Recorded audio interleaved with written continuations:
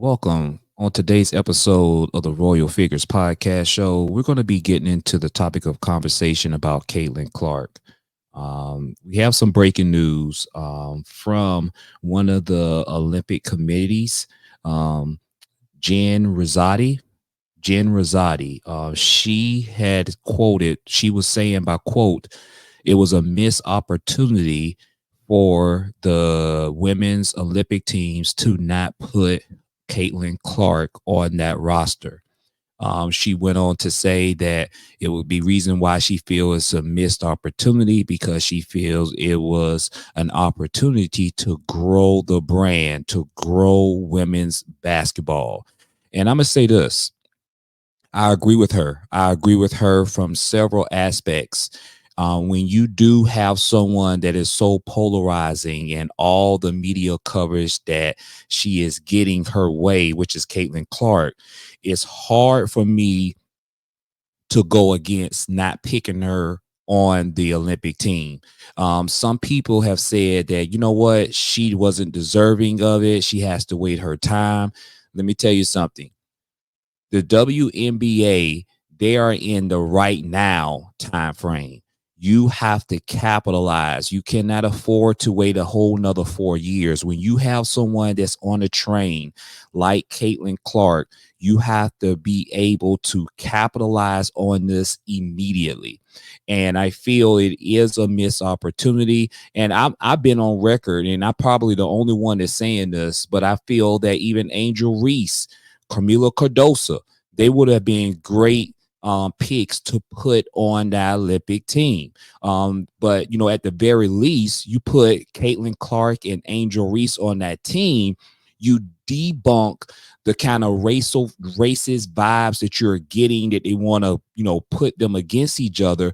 But when you have them on the same team, on the same court, you're going to elevate the women's game. You're going to elevate the women's brand. So this is why I agree with Jen Rizzotti, who sits on the chair of the Olympics, and she said it was a missed opportunity that the women's basketball did not get this right. Now, let's kind of go into the public relations perspective. You know, there have been, you know, if you watch ESPN First Take, Stephen A. Smith and Shannon Sharpe, they have criticized the decision also of not having Caitlin Clark on that team. Now, they didn't mention anything about Angel Reese. That's just my personal opinion, my take, that I feel having Angel Reese on that squad with Caitlin Clark is going to elevate the game. It's going to bring forth unity. I think the division that you have now is somewhat of a race bait, is dealing with race. That's why you have a lot of white fans that's rooting for Caitlin Clark that hates Angel Reese because Angel Reese competes at a high level, and she was going back at Caitlin Clark when she won the national championship in LSU, and she has no love lost in competing because she says repeatedly, there's no friends. If you're not on my team, the Chicago Sky, you are the enemy. And we're going to play hard. We're going to play physical. This is women's basketball. And I absolutely enjoy that. But I feel having both of them on the team in the Olympics would have done great wonders for this team. So I do agree with Stephen A. Smith and Shannon Sharpe. And Stephen A. Smith even said that marketing is important. You must be able to generate revenue at a very high level. And when you have someone like Caitlin Clark that is selling out NBA arenas,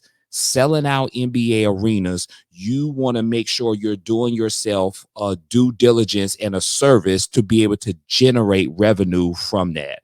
One thing about it with Caitlin Clark's response, she's handled it with class.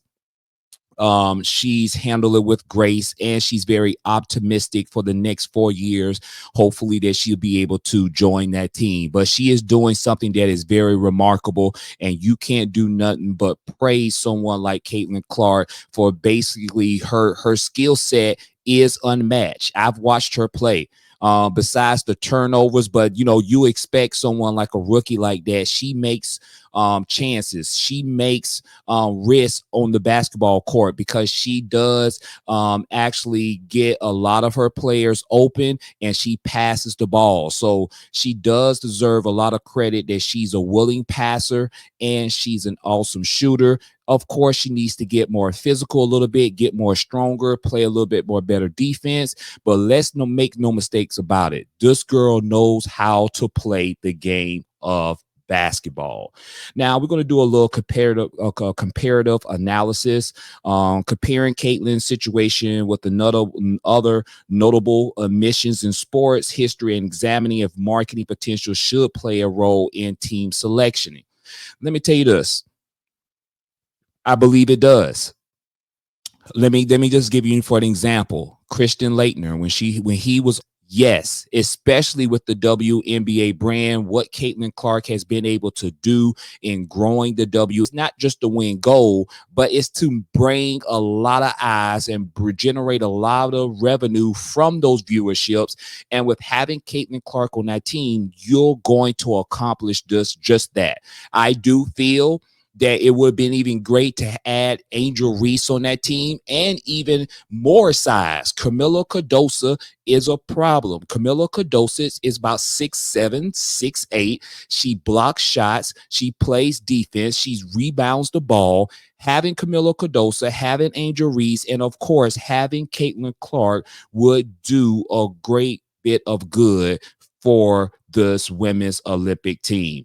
So if you want to join in on this in-depth discussion on these points and more to be coming on your way, coming to you, don't forget to follow me on TikTok at Royale Figurez, Instagram at Royale Figurez Podcast, and you can follow me on Facebook, Royale Figurez Talk Show, and our other Facebook page, Royale Figurez Network. It'll be greatly appreciated. Tune in and also follow us on YouTube at Royale Figurez, and it will be a great pleasure having you as a subscriber and tuning in to more topics like this. Take care.